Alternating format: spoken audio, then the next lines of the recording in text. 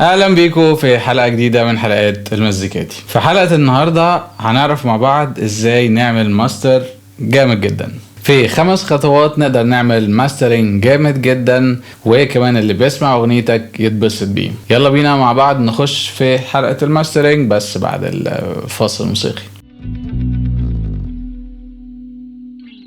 قبل ما نخش على ال5 نقط المهمة في الحلقة اللي هو الجانب العملي، لازم نعرف حاجتين أساسيين، وهما احنا ليه اصلا بنعمل ماسترينج، وتاني نقطة هي اساسيات الماسترينج.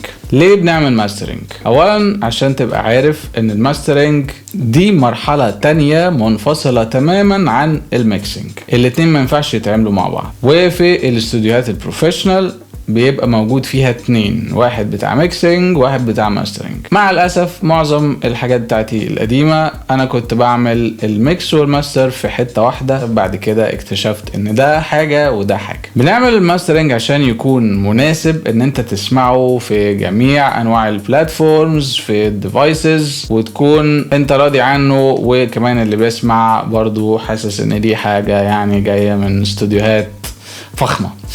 النقطة اللي بعد كده وهي اساسيات الماسترينج. ايه هي اساسيات الماسترينج؟ رقم 1 ودي قاعدة بالنسبة لي، وهي الميكس النضيف هيطلع لك ماستر نضيف. الحاجة التانية وهي ان انت حاول بقدر الامكان تسيب مساحة ان انت تحط بروسيس في الماستر. معنى ايه الكلام ده؟ تطلع الميكس بتاعك ماينس 14 دي بي عشان يبقى فيه مساحة ان انت تعمل حاجة تاني بعد كده. ونخش على ال5 نقط اساسية في الجزء العملي.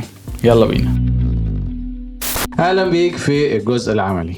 دلوقتي مع بعض اول جزء هنعمله وهو الكمبريشن. هتقولي دلوقتي طيب ما انا عملت كومبريسور في الفترة بتاعة الميكسينج. هقولك لا، الميكس بيبقى الكمبريسور ليه فايدة، اما هنا الكمبريسور بيبقى فايدته ان هو بيعمل جلو. يعني ايه جلو؟ يعني انت مثلا زي ما انت شايف كده هنا عندي النيدلز اللي طالعه هنا، الويفز اللي ضاربه ديت، ده وظيفة الكمبريسور. بيعمل لك كونتين شوية، بيضم الموضوع اكتر، ما بيخليش الحاجات مطرقعه كده. طيب مبدئيا انا هنا كده عندي دلوقتي ده ميتر، ده بس بتشيك الليفل بتاعي هنا التراك قد ايه. تعال نسمع كده ونشوف.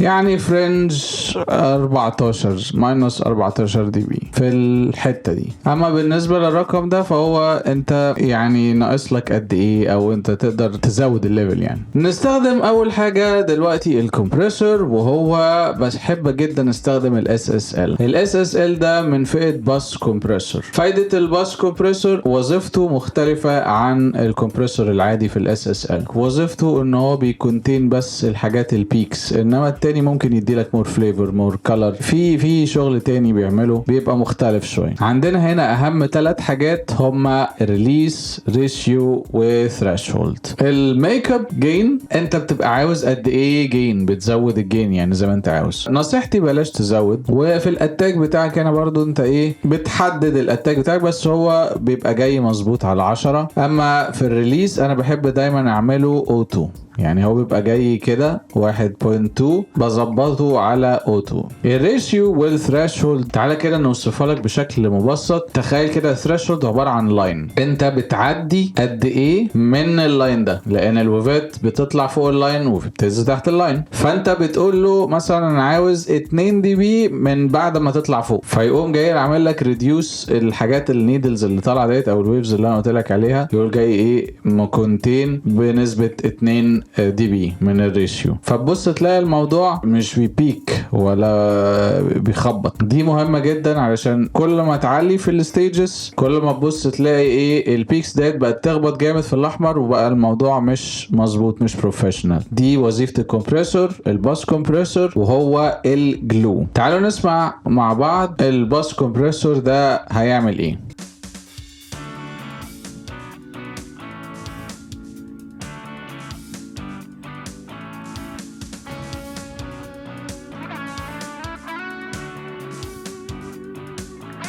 خدت بالك الصوت شارب شويه والسنرايه الترقعه بتاعتها عاليه، فالكمبريسور بيظبط لك الضربات اللي بتطلع زياده ديت.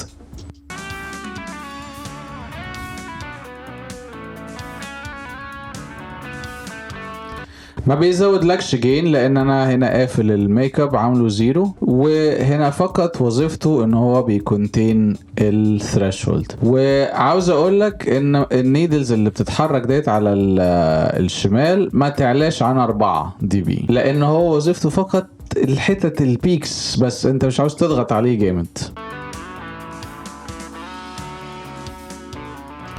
تعالى افهمك معنى ايه ان هو تضغط على الكمبريسور جامد. لو انا دلوقتي عملت -20، تعالى نسمع كده. خدت بالك الكمبريسور بقى فين؟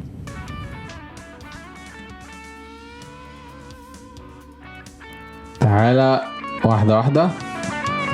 انت كده بتسيب يعدي من الخط.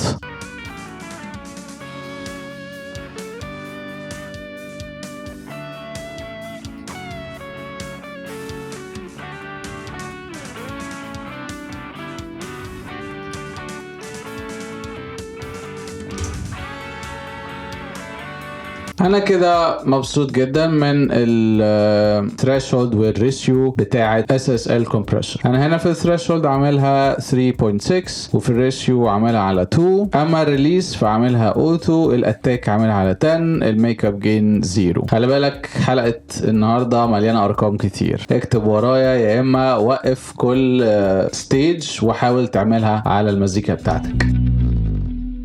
الاي ده مختلف شوية عن باقي اي اكيوز تانية انت تعرفها. ليه الكلام ده؟ تعالى اوريلك. دلوقتي ادي اول اكيو عندنا اهو، ده من شركة فاب فلتر وهو اسمه برو كيو 3. شايف؟ بص انا عامل ايه هنا في الحتة دي بس. تعالى نسمع الاول ليه الحتة دي انا عاملها كده وبعد كده هوضحها لك. في عندنا هنا زرار سولو، تعالى نسمع.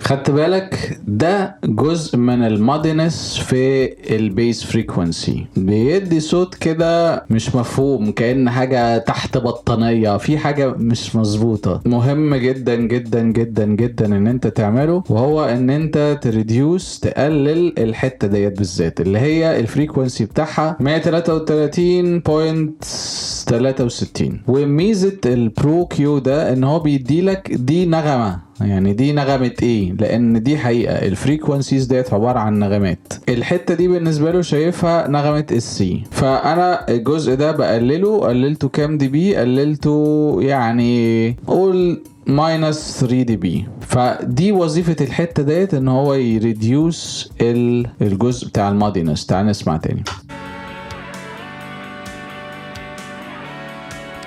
تعال نزودها كده ونشوف.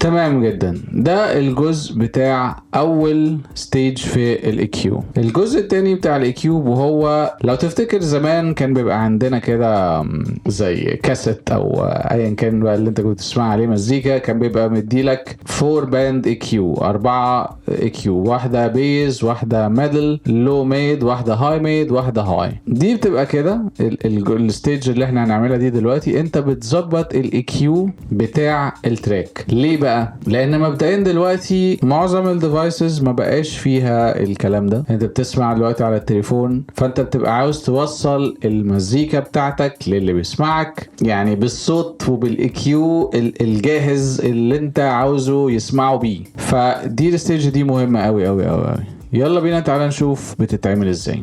اول حاجة عندنا هنا ده 6 باند اي كيو، بس في حاجات فيهم انا ما بستخدمتهاش يعني. تعال نشوف رقم واحد، بان رقم واحد. بان رقم واحد ده الخاص بالبيز فريكونسي. انت الكيك بتاعتك بتبقى واضحة في الحتة دي بالذات. الفريكونسي بتاعها رقمه كام؟ اكتب معايا. اول حاجة الفريكونسي بتاعها 47. تعالوا نسمع ال 47 دي بتضيف ايه بالظبط للمزيكا. انا هعملها من غير الاول وبعد كده هضيفها.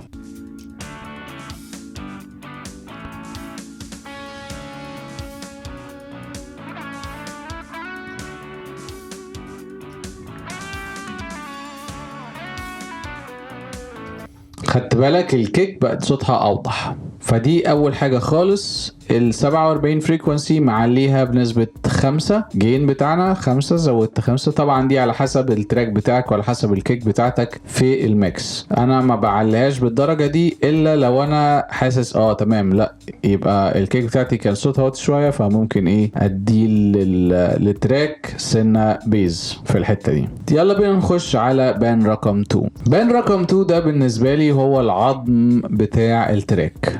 معنى ايه؟ تحس ان التراك البادي بتاع التراك الرينج بتاعه الفريكونسي 121. تعال نسمع 121 دي بتعمل ايه.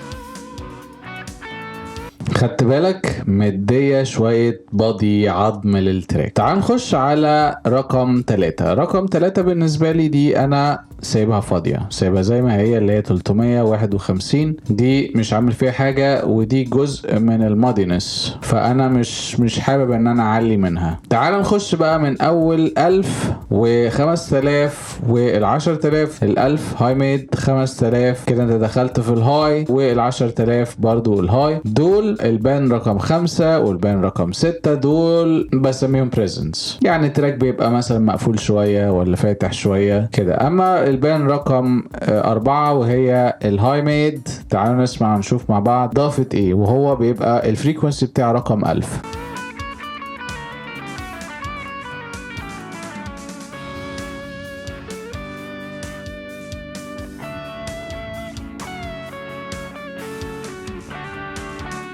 زود شوية ظهور السنير بتاع الدرامز، ووضح الدرامز سنة. اعتقد ان انت لازم لازم لازم تكون بتسمع الحلقة دي من الهيدفون، اي حاجة تاني مش هتوضحها لك. طبعا لو في سماعات مونيتور بتاعت استوديو هتبقى واضحة بالنسبة لك، اما لو موبايل من لابتوب معرفش مش هتبقى واضحة.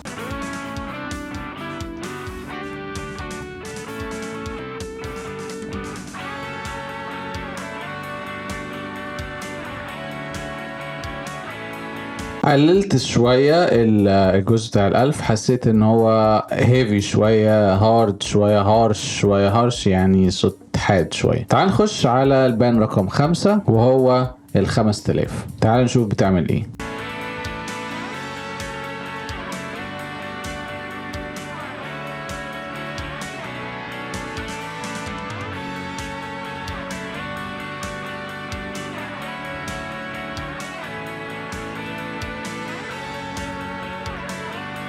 تحس كده ان التراك كله على بعضه نور.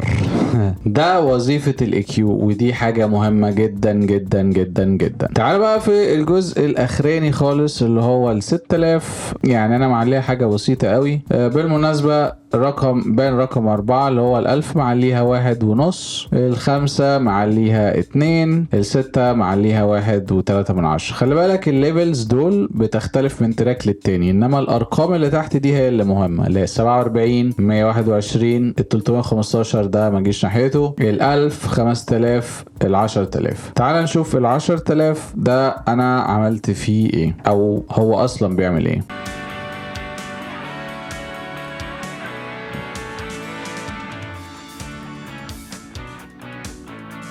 السيبلنز بتاعت الدرامز والتراك بقى تحس انه فتح زيادة، نور زيادة. دي وظيفة الاي كيو بتاعنا. ده الستيج نمبر 2. تعال نسمع يعني نشغل التراك ونقفل كل الاي كيو. تعال نشغله مرة واحدة نشوف هل فرق فعلا ولا لا.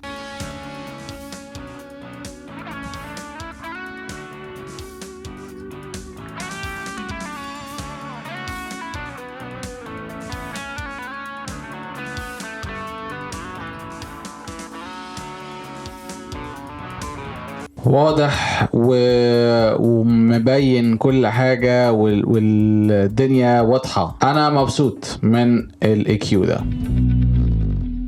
يعني ايه ساتوريشن؟ دي حاجة انت بتبقى فيها مور كرييتيف. الساتوريشن بيبقى عبارة عن تيوب بيزود شوية وورمث وبيزود شوية الجين ستيجنج بتاع التراك، يعني بتحس انه زقلك التراك وادى للتراك وورمث. تعالوا نسمع كده ونشوف. وبالمناسبة انا بستخدم هنا في الستيج ديت بلجن اسمه SSL Native X Saturation. ده هارمونيك ساتوريشن، بيزود للتراك هارمونيك ساتوريشن، ودي بتبقى مهمة جدا جدا جدا جدا. و99.9 من كل التراكات فيها الساتوريشن ده، مش SSL عامة لا، بس بيبقى فيها ساتوريشن. تعال نسمع الساتوريشن بيعمل ايه.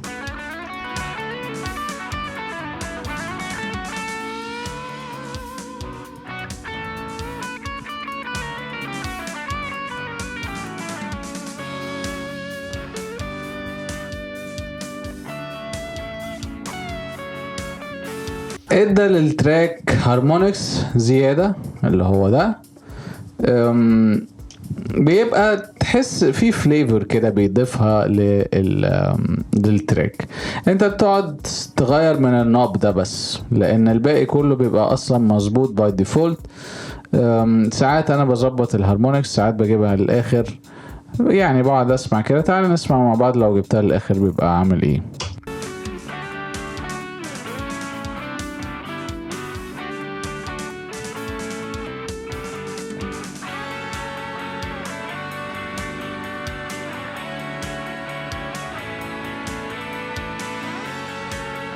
انا كده مبسوط جدا جدا جدا. كمان الستيريو انهانسر والكومبلمنتر. الستيريو انهانسر ده بينزل مع الكيوبيز، ده كده كده اوريدي انت مش هتحتاج تنزله. ووظيفته ان هو بيعمل لك ايميجينج للمزيكا بتاعتك، يعني بيوزعها اكتر على الليفت والرايت. وخلي بالك وانت بتشتغل على الستيج ديت ان انت ما تزودش الويدث بتاع البلجن، لان انت برضو ستيل في ناس بتسمع على المونو. تعال نشوف بيعمل ايه الستيريو انهانسر ده.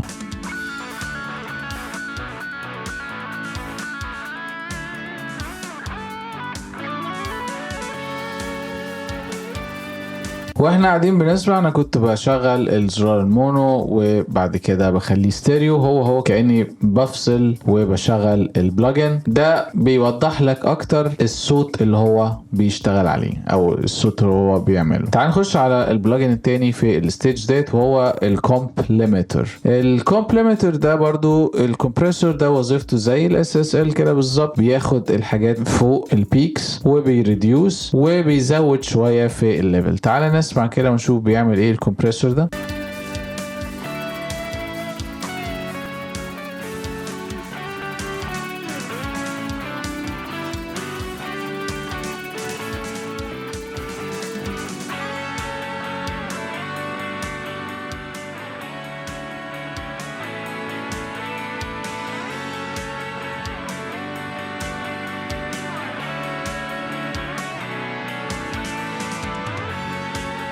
هنا انا خليت الثريشولد بتاعتي 21.8 و 2.16 في الريشيو، والميك اب جين عاملها اوتوماتيك بيعلي الصوت هو على حسب السبيس اللي فاضيه.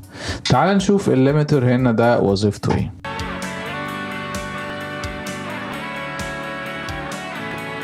الليميتر من الاسم بتاعه ان هو بيعمل لك ليميتنج للحته اللي انت عاوزها. انت عاوز تعمل ليميت للفوليوم بتاعك ولا عاوز تخلي الفوليوم بتاعك يعلى، يعني بيزود لك الجين ستيجنج بس ما بيعملش كليبنج. تعال نجرب كده الاوتبوت.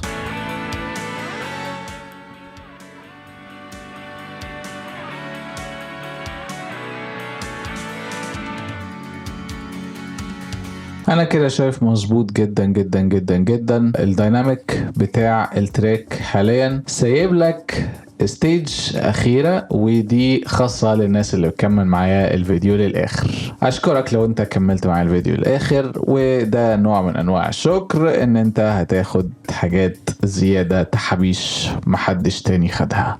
يلا بينا. عاوز اقول لك اني هسيب لك التمبلت ديت، هنزلها لك على مجلد المزيكاتي بكل البلجنز اللي موجوده فيها. في منهم كتير ثيرد بارتي بلجنز زي الاس اس ال والفاب فلتر والنيوجن. عاوزك تنزلهم، لان لما انزل لك التمبلت ديت وانت تنزلها عندك وتجرب تشغلها مش هيبقى موجود فيها البلجنز ديت. فانت عشان تستفاد من اللي انا عملته ده نزل البلجنز ديت، وهو اوتوماتيك هيبقى مظبوط بكل اللي انا عملته ده في الحلقة دي. اول حاجة انا بعملها وهي ان انا بحط الكرامر تيب ستيريو ساتوريشن. ده عبارة عن ايه؟ ده بالظبط كأني ابعت التراك بتاعي بعديه على التيب ده، بيديله مور وورمث مور ساتوريشن، تحس الموضوع بقى عريض اكتر وزود الليفل بتاعي اكتر. تعال نسمع نشوف بيعمل ايه.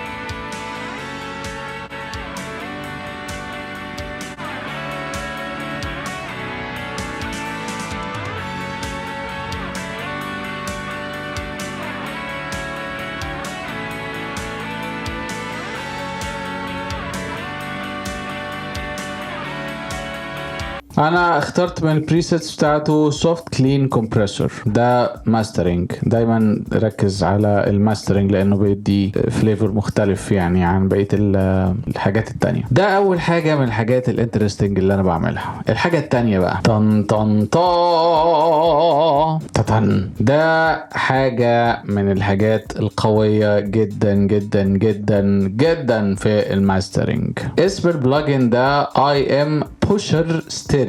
ده كله زيرو. ده في ستيريو ايمجر، في كيوز اللي هي الهاي، في البادي واللو. التلاتة دول يعني ده فريكونسيز بتاعتك اللي انت بتزودها شوية. في الماجيك ده زرار يعني ما تعرفش هو بيعمل ايه، بس اعتقد ده برضو ساتوريشن. والبوش ده بالليمت بتاعك بيزوده. انت هنا بتعرف التراك بتاعك السكيل بتاعه ايه، وتقعد تحدد له بالظبط سكيل، وهو بيزود الفريكونسي ديت. التراك بتاعي A major. يلا بينا تعالى نشوف ال IM Pusher ده بيعمل ايه.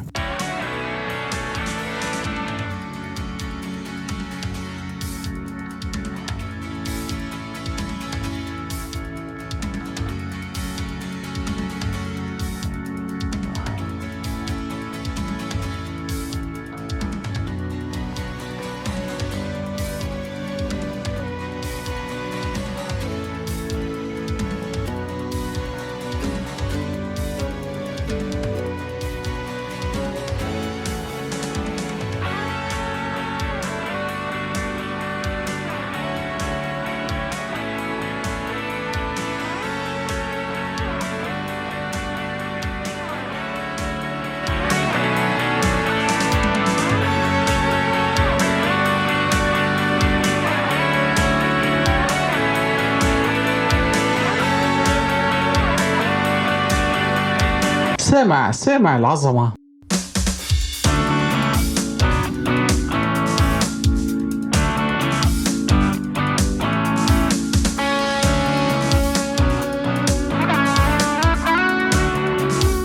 رائع رائع رائع رائع رائع الاي ام بوشر ده. وبكده يا عزيزي تكون عرفت اسرار الماسترنج بتاعتي. يلا بينا نخش على اخر الحلقة.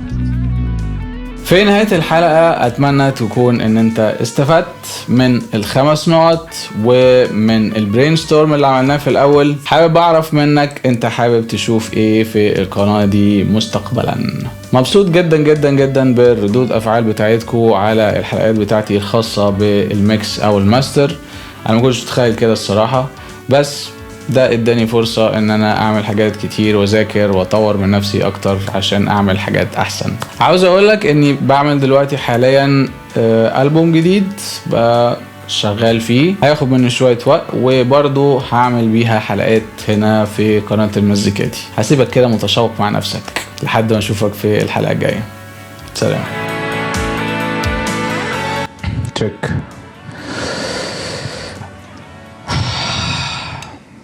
كلاكيت 400,000 مرة.